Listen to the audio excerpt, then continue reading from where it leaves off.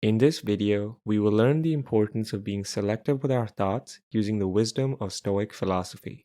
In particular, we will dive into how the Stoics harness the power of their minds to live a more tranquil and curated life. So let's get right into it. Now first, let's go ahead and talk about the power of the mind. Now, all ancient wisdom stemming from different schools of philosophy and spanning thousands of years has one underlying shared belief. The belief is that our mind is our most powerful tool and it can either work against us or for us. Understanding that our mind is a tool that can be controlled is the first step in changing our thought patterns and how we react to events.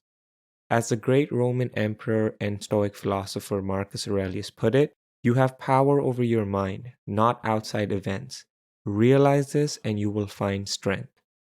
So with that said, now let's take a look at how we can harness the power in our mind and be selective with our thoughts.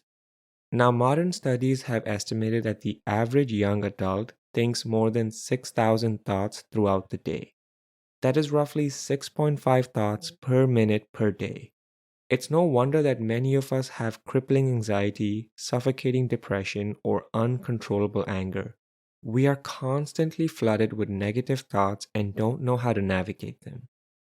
Now, the Stoics understood this very well and devised techniques to filter and be selective with their thoughts.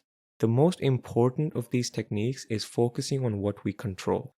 Now, Stoic philosophy is built on the belief that all we truly control is our thoughts, beliefs, and judgments. They understood that thoughts like people's opinions, what the weather is going to be like, and political views are not in our control. As such, they chose not to give these thoughts much attention and acted as gatekeepers for their thoughts and beliefs. By focusing their attention on what they controlled, the Stoics cleared their mind of unnecessary worrying or negative thinking. Now, it's very important to note that the Stoics didn't actively repress negative thoughts, but instead did not let them take center stage in their minds. The idea here is to filter your negative thoughts, not repress them, by asking yourself if this is something you control. As the great Stoic philosopher Epictetus put it, we should always be asking ourselves, is this something that is or is not in my control? So there you have it then. That is how we can be selective with our thoughts using the teachings of Stoic philosophy.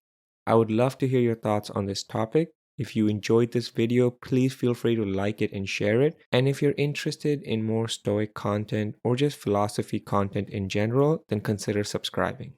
Thank you, and I'll see you in the next one.